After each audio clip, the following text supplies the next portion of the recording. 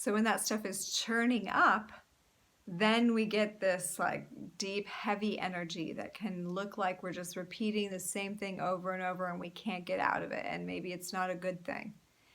And that is the dark night of the soul. And the only way out really is to surrender to it, to let yourself like drop through the pit to the other side. Like let yourself fall through the unknown. Let yourself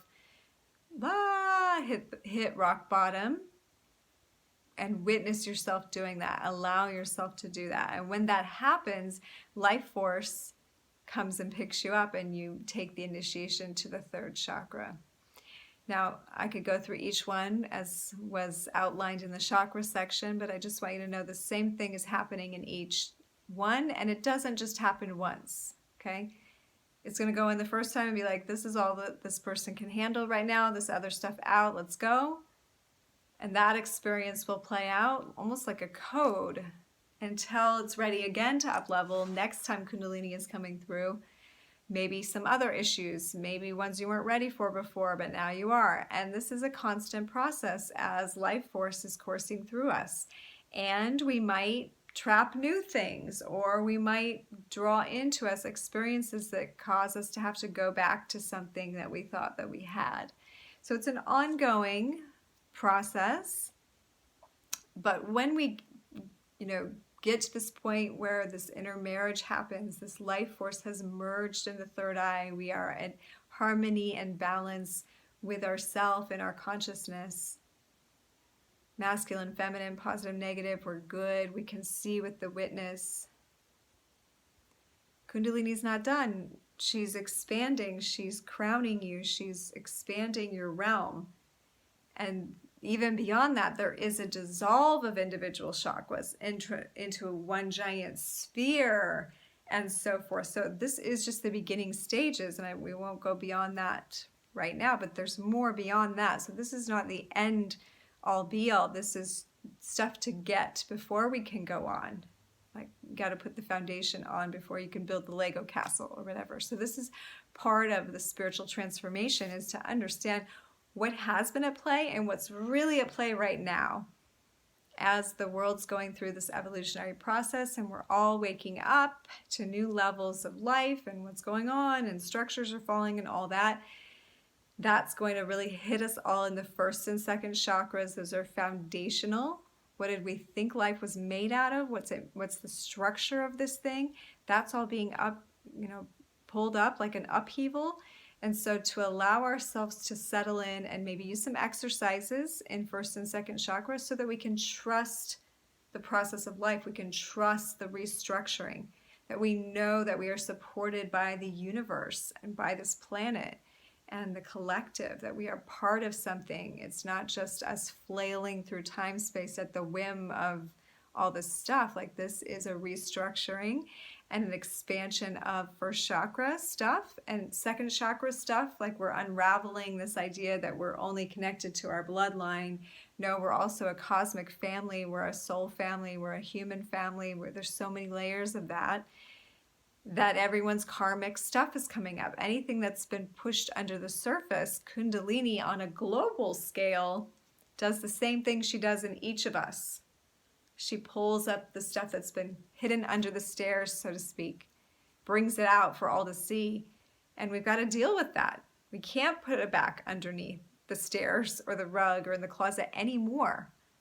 Consciousness requires us to put a light in all the rooms and shine on it and still find that we can be with it in love, acceptance, gratitude, elevate. Kundalini is just the animating force of our life currents in us. It's us. It's another part of us. We're consciousness and energy. We're this body enlivened. So that life force is enlivening this form, right?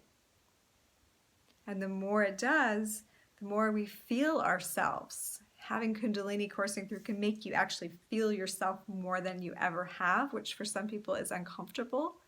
I've had a lot of clients say, I just don't like to feel myself in my body. It's just weird. like, well, embodiment is a part of this thing. It's not just a mental experience. It's the ability to really feel and be good and at home with full juiciness of self, full fleshy, with all the stuff.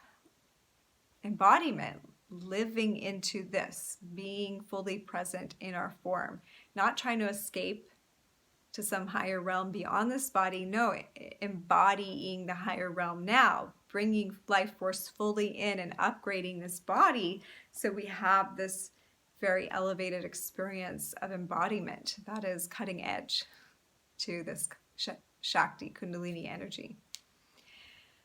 So, let's see, is there anything that I missed? I mean, just remember this is a oscillating energy, so there is an ebbing and a flowing, and we're going to talk about that in the next lesson, I believe. But this ebbing and this flowing, this back and forth current, this up and down, this energy is part of it. So this oscillation is to be recognized and played with, and it's not always like a certain way. It's oscillating. It's a wave. It's a song. It's the ocean. And we are really this. We are these fluid fields. So we're just tapping back into the truth of who we are. And this Kundalini awakening, this life force awakening, is bringing us out of the very surface level dream where we think it's just about survival and family. Even though family is a beautiful thing, there is so many other dimensions of consciousness available to us when we fully empower ourselves and activate our higher gifts. We actually become wish-fulfilling trees. That is a higher manifestation of the heart chakra, to be able to manifest and bring into the heart's desire, because it's no longer just about you. It is a cosmic giving. It's a gifting to life.